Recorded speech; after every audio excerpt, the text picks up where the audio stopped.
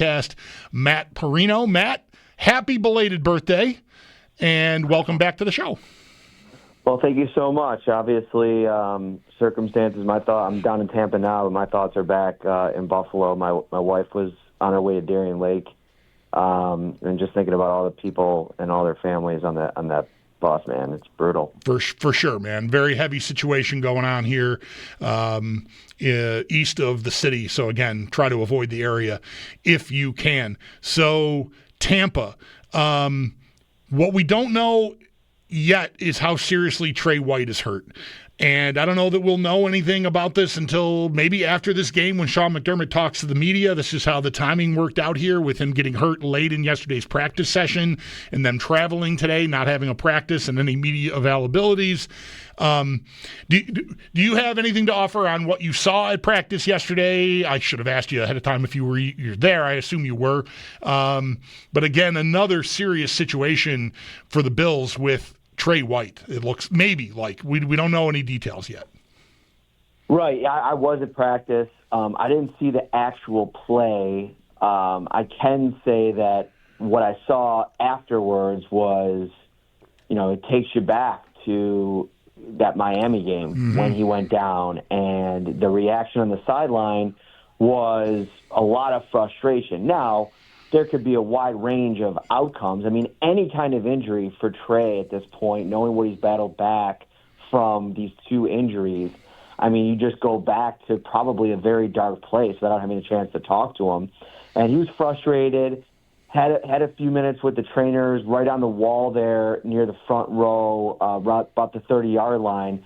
And then he got up on his own, walked on his own without trainers, and then kind of disappeared in the tunnel. And I think everybody thought that he was going back to the locker room or something, and all of a sudden you look over and he had reappeared, and they were loading him on a cart. Now, it was on the front seat, and a lot of people have made this observation as well. It's a long way back to the field house where I imagine he was going to get looked at.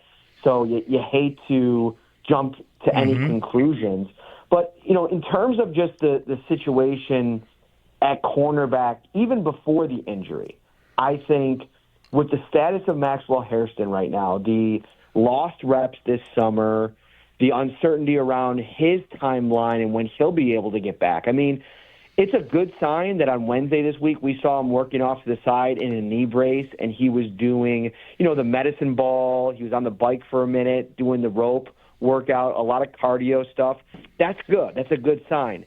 But, how far away are we from him being able to actually get on a field and cut and backpedal and do all the things that he needs to do to test out that injury? I mean, we could be talking about halfway through the season before he's ready to go. There's a timeline that could play out that way. So I think cornerback right now, even before the injury, was a concern because I think, listen, Tre'Davious White's older. He's coming off of these injuries. I remember Sean saying at one point in one of his interviews this offseason about Trey is man, it's crazy to think about a guy coming back off one of those injuries. You haven't seen too many people be able to come back off of those two serious injuries like that at his age.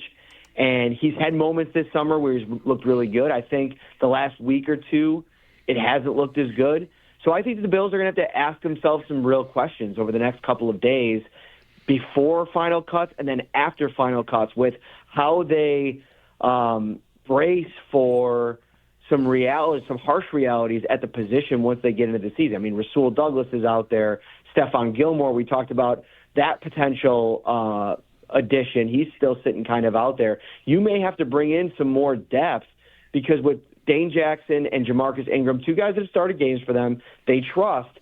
I just think that there's a ceiling there that brings some concern once you get to week one in the Baltimore Ravens. Yeah, I was off yesterday, but I heard actually it was this morning. I heard our Sal Capaccio on with Sneaky Joe DiBiase here on the station this morning, Matt, saying the range of outcomes for Dane Jackson are if something is wrong with Trey White, maybe he's the starter.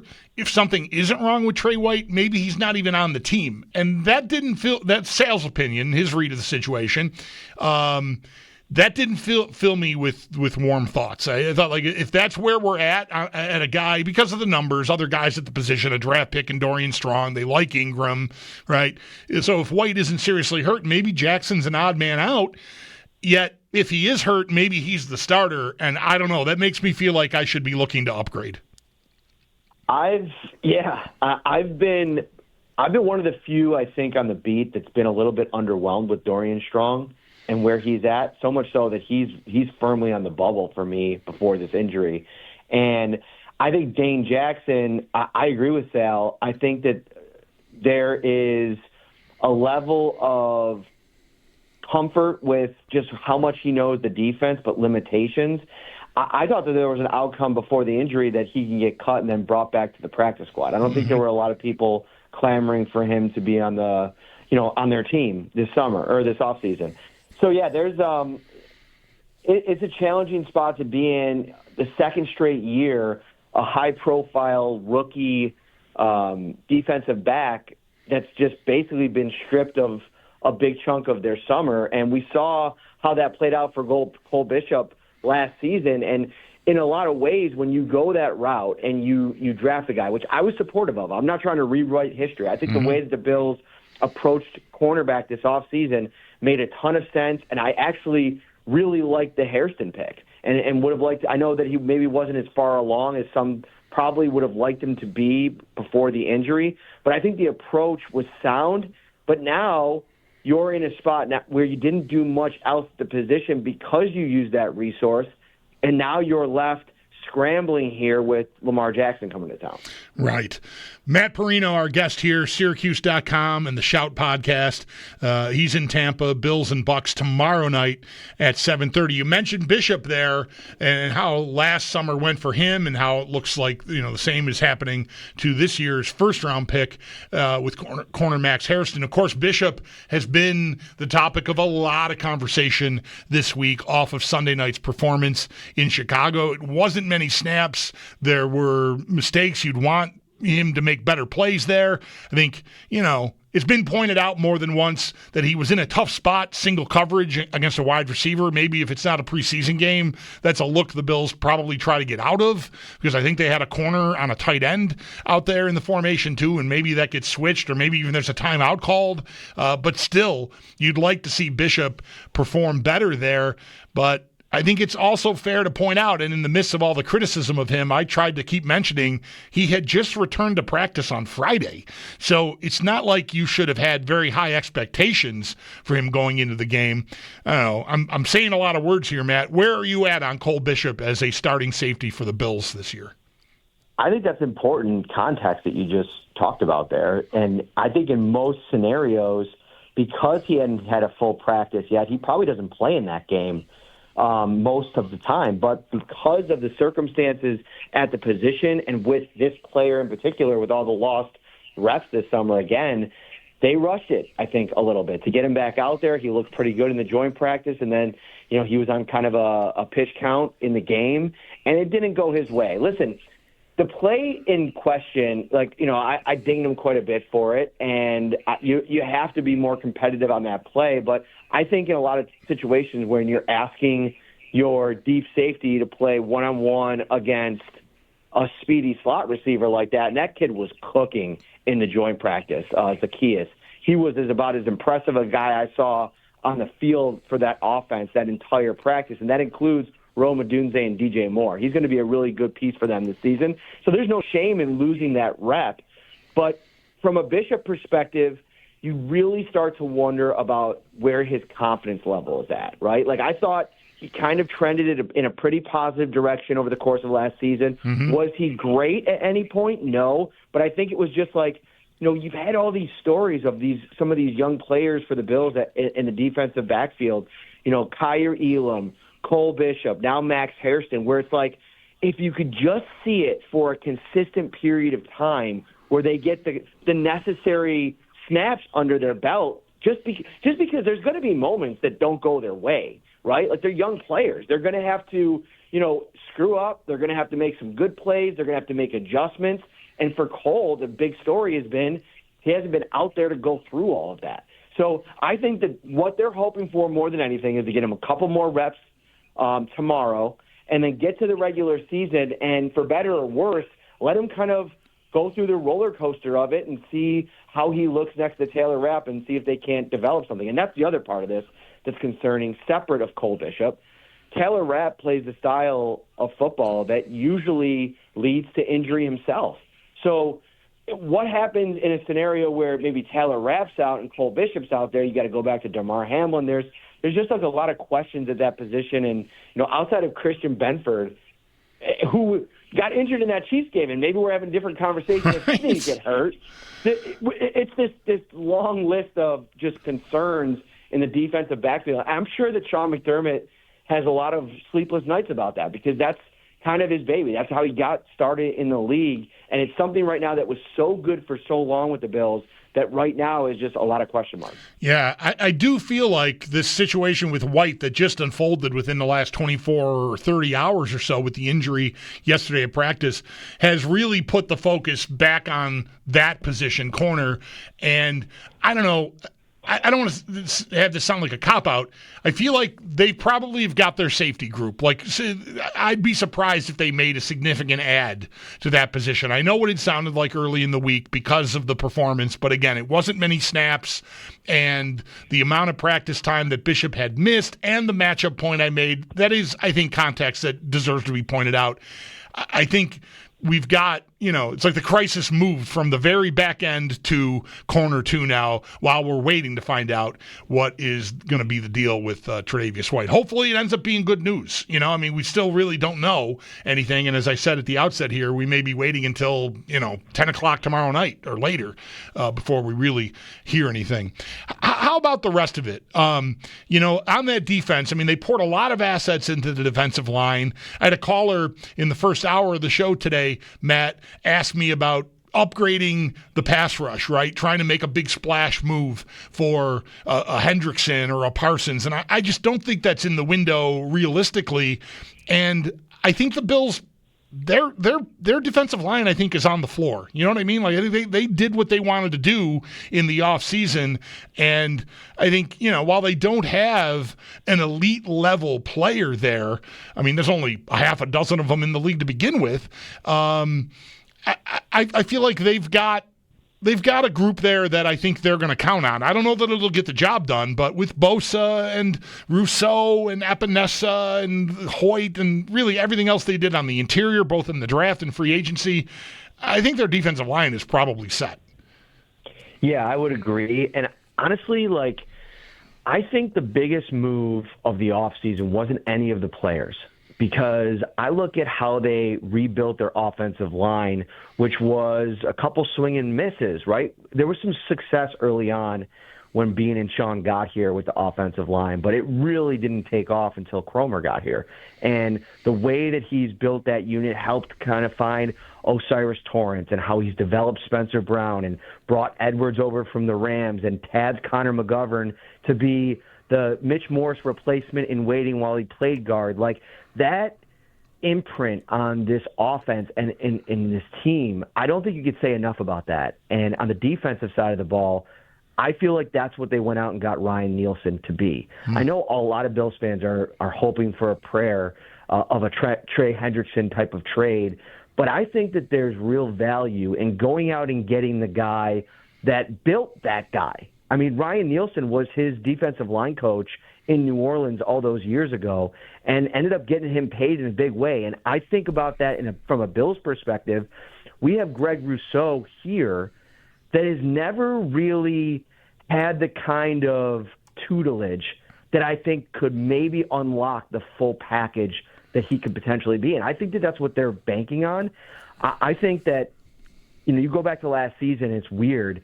Marcus West got promoted when Eric Washington went over, and I think Eric Washington left a lot to be desired as a defensive line coach here for a couple of years.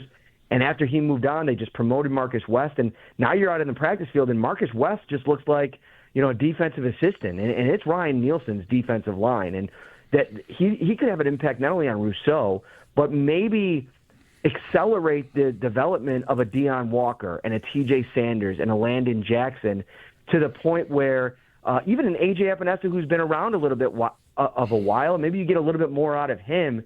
And all of those things, I think, are potentially at play to really boost what they already have in their stars. And part of that is the Joey Bosa plan, keeping him healthy. And then Ed Oliver, who, if he has a little bit better of a season than he did 2 years ago after he signed the contract, now you're really cooking with something on that defensive line. So I'm really high on the Nielsen addition. Everything that everybody said in that room about him, not just him, but Jason Rebrovich as well. I mean, the kind of NFL experience they've poured into that room this offseason, they're hoping that yields results with all of these guys.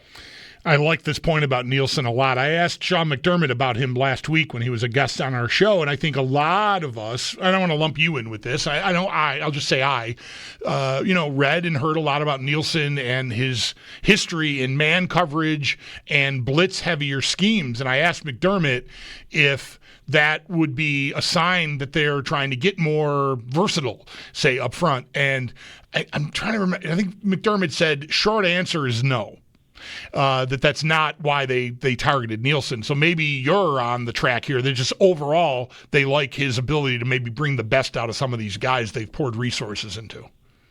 Yeah, and I was listening to that, by the way, and my read on it is I don't think Sean likes when, because of the success that they've had, when the philosophical approach is questioned, right? Now, it's our job to question it. And I think that he has every right to kind of push back on that. I actually had a conversation with him on my podcast a couple of months ago, and one of the conversations we got into was about the failures in the playoffs. I brought up the fact that no quarterback head coach combination that have been together for more than 5 years and hadn't won a Super Bowl have ever won one together. And he quickly kind of, touted himself. And the quote was, I think I'm the best. Josh Allen's the reigning MVP, the best quarterback in the league. I think I'm the best head coach in the league. And I think you like that. And I also think the other piece of this that we've talked a lot about this offseason with Sean, that I think he deserves a ton of credit for, he's really looking at himself, but also what they're doing organizationally to evolve. And, I think there could be a little pushback with that because of some of the people that they've brought back. When you think about Dane Jackson and Tre'Davious White and kind of the situation they're in, maybe because of that. But they've also had a lot of success. And I've liked, to the Nielsen point, what they've done to adjust on the defensive front. And they're banking on being able to affect the quarterback more when it matters as being the difference because of who's on the other side of the ball. And we'll see how it plays out. It's never going to be a perfect thing, and I love the podcast side of it is so great because I have all these interactions with fans live on the show, and there's so many different bright takes on how this all works out. I do think there's been a ton of success here. Everybody's got an idea how it could be a little bit better. And the idea that they landed on this offseason with the line specifically, I've really liked. Matt, last thing for you. I want to try out my take on Curtis Samuel for tomorrow night on you and see what you think. I think that's a player that if I'm going to keep him on the 53 moving into the season, I want him to play 20 to 30 snaps tomorrow because I want to see if he can get through a game. I don't know what his workload would be in the regular season. Maybe it's around that. Maybe it's a little more. I don't know. But that's a guy that if I've got decisions to make and I've got a lot of bodies there and no one's really taken hold of anything, really the biggest reason Samuel might be a lock to make the team is the dead money if they can't find a trade partner to take him off their hands. And that's not great process. So I need to see him go play a reasonable amount of football tomorrow and come through it and demonstrate that he can be healthy. Yeah, I think that, listen, he hasn't done much over the summer, right? That this is the time to send him out there and maybe even feature him a little bit because for the 2 years he's been here, or a little over a year that he's been here, he's never really been in a spot where he's been featured. And I think in this game, I don't anticipate Keon and Joshua Palmer playing. Maybe they do go with Palmer again because I was kind of surprised they played him last week. Mm-hmm. But they want, again, Joe Brady wants to get him reps in this offense. I know Tyrell Shavers is going to get himself a really nice look this weekend or on Saturday, but I'm with you. I'd like to see a large sample size of Curtis Samuel. Now the problem is who's playing quarterback, because my sense is, we've seen Mitch start a game, we've seen Mike White start a game. I think that they've probably done, based on all of the reps in practice, they've probably arrived at a pretty safe assumption on who's going to be the backup quarterback. I think it's Mitch Trubisky at this point. And that's coming from somebody who thought Mike White had a great summer, and I feel like Mitch has just kind of edged himself up ahead of Mike over the last week or so. But I still think that they believe in Curtis Samuel when he's healthy, what he can do. When he came here, after the Diggs trade, I remember a lot of the conversation around, he was going to be the top guy in the offense there for a little while based on the contract that he signed. Right. And it's obviously not materialized like that. I know that Joe Brady is a massive, massive fan of him. And, he had a big role in the Bills' pursuit of him that offseason. I think that he thinks he can be something significant in this offense even still, with the way things are kind of setting up for heavy usage for Keon, Palmer, and Shakir. I still think he's got big hopes for Samuel. So the money part of it is why I think he's going to end up being on the roster. Does he still have a box to check tomorrow? I'd say so, because they always talk about it being the competition, and to this point, it's a very limited sample size. Right. Yeah, I'm not even worried about who's throwing him the ball. I don't care about his stats. I just want him to get the reps and get through it healthy. That's really the point of the exercise, in my view. Matt, thanks a lot for joining us on a busy day, a travel day. Enjoy the game. Enjoy your time in Florida, and we'll catch up when you get back. Thanks, buddy. Take care. That is Matt Parrino, the Shout Podcast, and Syracuse.